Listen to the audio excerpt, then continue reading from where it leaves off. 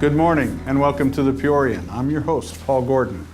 On this Labor Day weekend, summer's last hurrah perhaps, I thought it was a good opportunity to check into the state of labor in Peoria. And now it's not news that the state of labor here is far different than it was 30 to 40 years ago, when the United Auto Workers and Teamsters and electrical workers and many other unions were very strong with big numbers. A large reason for that was Caterpillar, which employed more than 20,000 UAW members by itself. Well, in the 1980s, that all changed. The recession that hit in the early part of that decade cost many people their jobs. And in the latter part of that decade, Caterpillar started depleting the number of union laborers that it employed because of automation in its plants. As recently as 3 years ago, when our most recent recession was at its peak, UAW membership in the region bottomed out, dipping to below 4,000 members because Caterpillar laid off employees as its orders were canceled or delayed. Also, the completion of several construction projects in the area put the various trade unions in a world of hurt. So how is it today? Well, in a nutshell, not too bad, say local labor leaders. One of them, Dave Chapman of UAW Local 974, is my guest today, and we'll talk about the state of labor in Central Illinois when we come back. Welcome back to the Peorian. My guest today is Dave Chapman, president of UAW Local 974, the largest union in the Peoria region. Welcome to our show, Dave. Thank you, Paul. On a national scale, Dave, union membership has been on the rise the last couple of years, according to the U.S. Department of Labor. Is that also true in Central Illinois? Yeah, especially in Central Illinois. There's a lot of corporations doing well here. The manufacturing base is rising. Caterpillar's hired more workers. Plus, we represent smaller companies in the area, and they are hiring because of that. I know some people at Komatsu, they're doing well. It seems like Keystone's doing well. It seems like manufacturing's really on the rise in the Peoria area.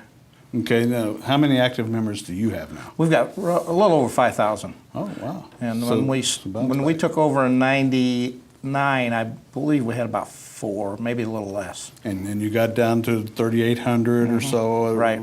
During the height of the recession. Right. And now it's bouncing back again. Right. You have nobody on layoff right now? We don't have anybody on layoff, no. Do you see anything that changing anytime in the future? No, I really don't. Caterpillar's future looks bright. Yeah. They're, and even in bargaining, they told us their projections are pretty well through 2016, and I don't see any downplay at all there. Now, I do know that some of the markets they serve are down right now. China is trying to recover, Europe's trying to recover, and some of the products made around here are exported there, but that's not affecting orders or anything that you can see? Not that I can see. Caterpillar's big in the mining business, just like Komatsu is, and they just can't build enough trucks. That's big right now. Okay. What is the busiest for your members? Well, probably the track type, the tractor business is probably the busiest. And how many do you have in there? Well, in that division? In that track type division is probably half of our members, probably 2,500. Okay. Mike Everett, the president of the West Central Illinois Building and Construction Trades Council, always have to make sure I get that name right, told me recently that things are going well for the trade unions right now also. Yeah, I'm glad to hear that too, because I know for quite a while Mike was telling me a lot of their guys are out of work, and I'm glad that that's back up on upswing. He did say that one area that's struggling are guys Boilermakers and in the power systems. They're still struggling? Now, I don't know that. I don't really have a lot of information on that. A lot of the Boilermakers, they work around the country. They're not necessarily placed here. And if they don't have a job here, if they want to travel, they can travel. So. Okay. Overall, Dave, how would you rate then the state of labor in Peoria region? I think it's good. I think it's the state of labor is good in this region. As a matter of fact, I think even when it wasn't so good around the country, it's been good here. Caterpillar's been done well, Komatsu, Keystone. I think it's doing well, and I think it's going to continue to do well, and hopefully it will. When the recession hit, Caterpillar went through what they called their trough planning. That did create some layoffs. Right. they maintained their profitability throughout all of it except for one quarter. Right. And of course, that's still meant you had guys on layoff, though. Right. In the grand scheme of things, are you okay with that planning, that even though there were some, you had to endure some layoffs? Well, you have to do that. I mean, Caterpillar's run pretty well. And there's times when the layoffs do have to come, and we have to deal with that as well as Caterpillar does. But at the end of the day, that short period of time that they had to cut back, each and every one of them people are back to work, and the companies remain profitable. You got to give them credit for that. And you said each and every one is back to work. Either that or they've turned down recall, one of the two. Oh, okay. So. And as far as, they also had contractors in the plants for some things. Did they bring those back? Well, there's still contractors in the plants. Some of them are short-term contractors. Some of them are long-term. I don't know how that affected their employment because I've got no way of knowing that. Okay. Would you give a letter grade then to the state of labor in Peoria altogether? Right now, I'd give it an A. Would you really? Yeah, I think it's things are going well. There's a lot of people that can get work here. There's some that's out of work, but if you look at since I've been doing this job since 1999, it's as best it's ever been, in my opinion. That was going to be a question I was going to ask you later. You've been the president of UAW Local 974 for, I think, longer than any of your predecessors. Right. Your longest ever, right? By a long shot, yeah. Are things as good now as you've ever seen them? Yes, yeah. I'll be leaving office in June of 2014, and hopefully my Vice President, Randy Smith, will be taking over. And I'm going to be leaving feeling a lot better about the UAW and Caterpillar than I ever felt when I started. We started out, we were a very low membership. Our local union was $1 million in debt, and we had a lot of troubles. And through a great executive board and people that's worked with me, I've been through 5 executive boards now. And through those executive boards, with their help, we've got plenty of money in the bank and everything's paid off, and you can't believe how much better I feel about it now than I did in 1999. Okay. When we come back, we'll talk about the state of labor relations in Central Illinois. Stay tuned.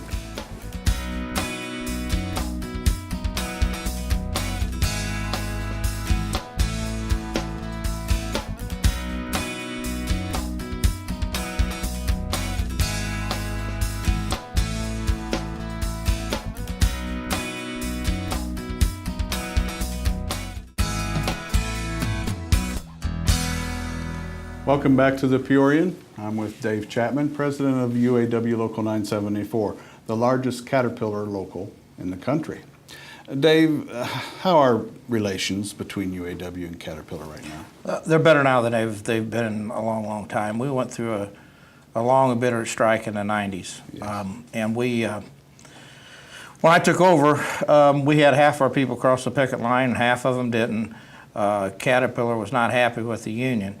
I had to do a lot of door knocking. I made a commitment to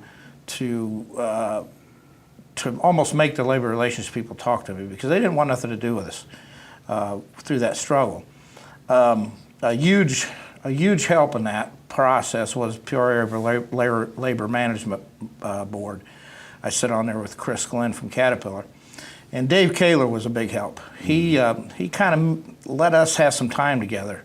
And Chris was the big boss in labor relations, and pretty soon they started answering the phone.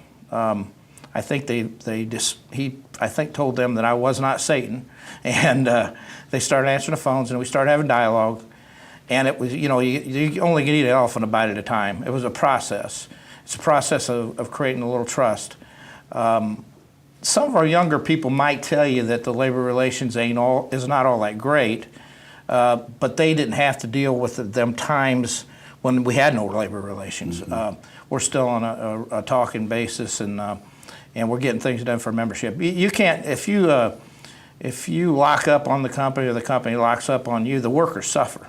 And right now, I think, right now it's the best it's ever been since I've been president in '99, but in '99 it might have been the worst in history.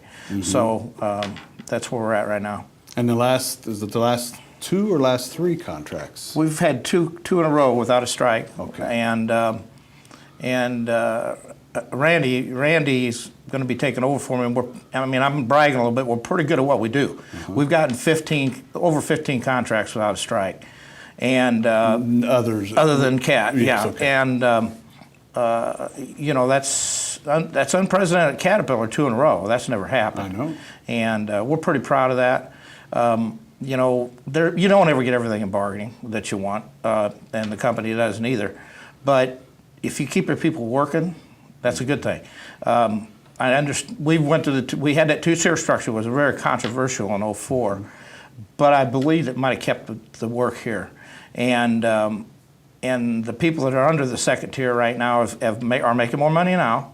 And they've made more money than probably I ever have at Caterpillar, because I was out of work all the time with layoffs and strikes. Yeah. So it's going well. When you did take over in 1999, Don Feitz was still the chairman of Caterpillar? I believe he was. I think that the transition period between him and Owens, I don't remember what year Or that Barton, was. you mean? It was Feitz to Barton, right? Was it Owens? No, it went To Barton? to Barton. Okay. In this period since then, how would you categorize labor relations with the company? Better than, as far as you know, they've ever been? Yeah, I would say, yeah. Okay. It's just, but see, that process from the start from '99 to 2012, it's like I said, it was a long process, and Yes. and you build relationships through that, and you build a few relationships and a few, I call them the old horses from bargaining on both sides. The longer they lingered, the more there was blocks in the road. Once everybody was gone from the '90s dispute, it kept getting a little bit better.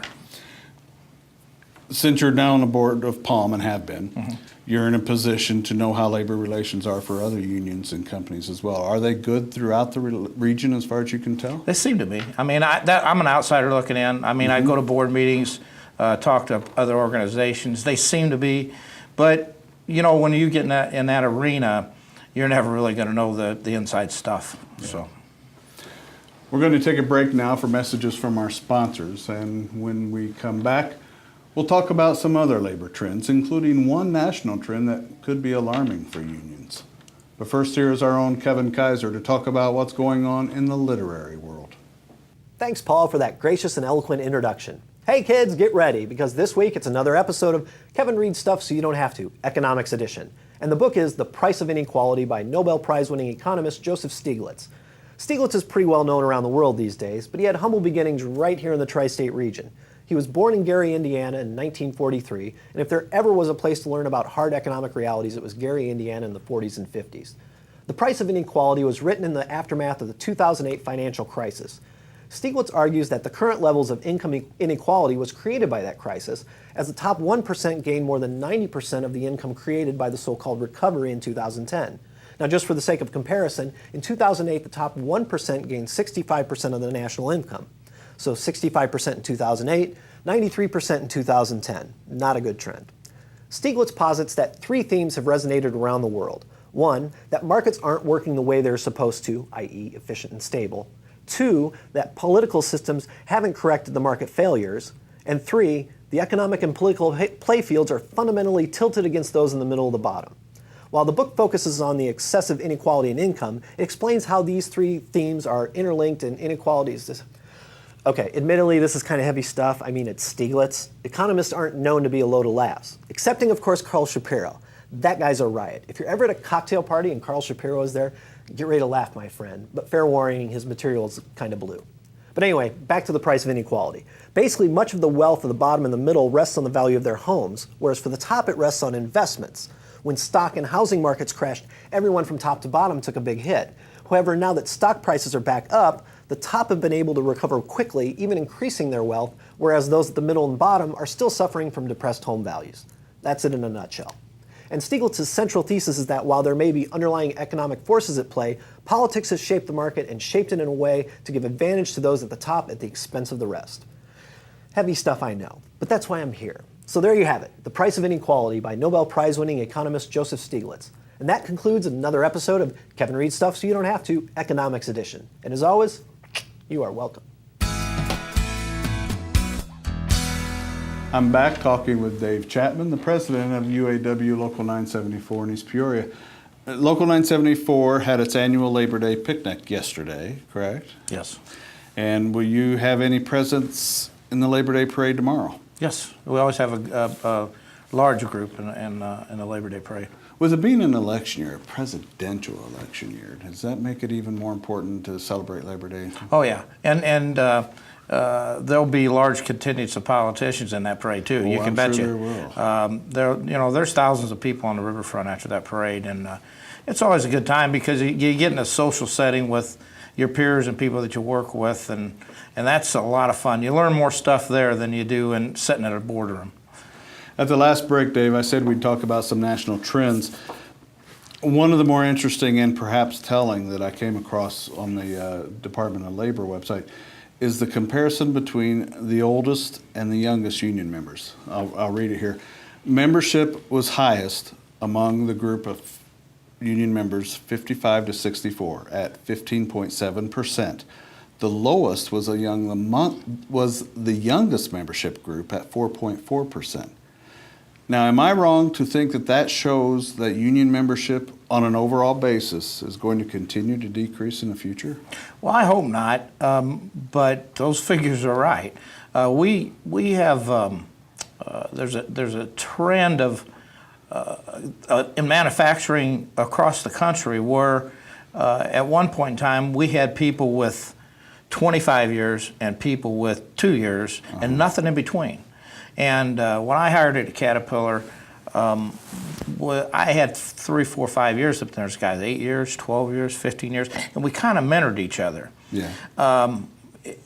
There's no mentoring going on now, and that's a little bit scary because I know I have 3 children, and they're not children, they're young adults in their 20s, and you look up to that coworker. Mm-hmm. There's nobody to look up to anymore because the guys are leaving and they don't care, and the people are coming in and are trying to find their way. So it is a problem. We have a problem getting people active in our union. Our executive board at our local is still pretty old, pretty senior. We have some good young people coming up. It's definitely a problem. There's no doubt. What can you do to reverse that? I don't know that you can. I think that people, to reverse that is the group of young people that's there now just have to work there long enough to appreciate what the union does for them, and I think that will evolve just fine as time goes on. One of the questions that we get from a person that hires in is, why am I paying union dues? Mm-hmm. It drives me crazy because there's so many benefits of a union that they take it for granted. They take for granted their wages. They take for granted their overtime pay, their 401k, their medical benefits. They think that that's just handed to them. Sure. Those are all negotiated by the union, but they don't understand that because they hire in and they get it. Mm-hmm. And someday, I'm just like with age.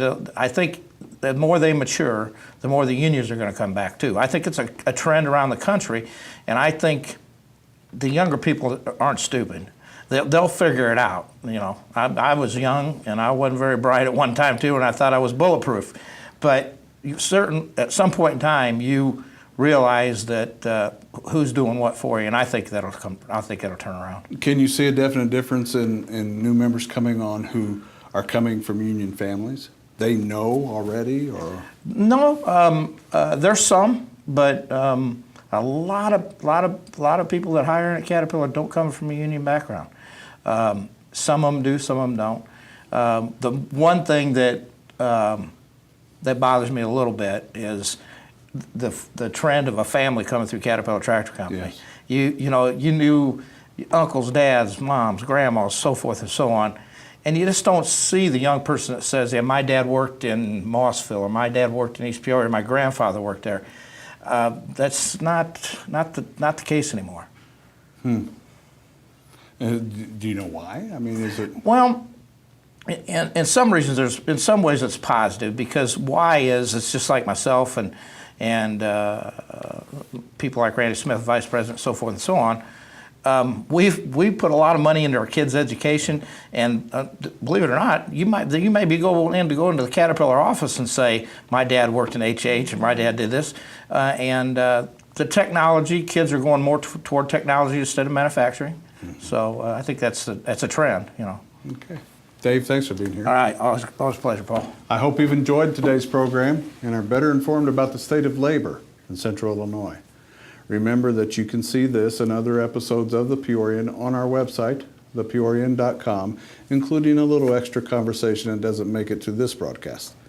And tune in for another episode next Sunday at 8 a.m. on WHOI TV. Have a good week.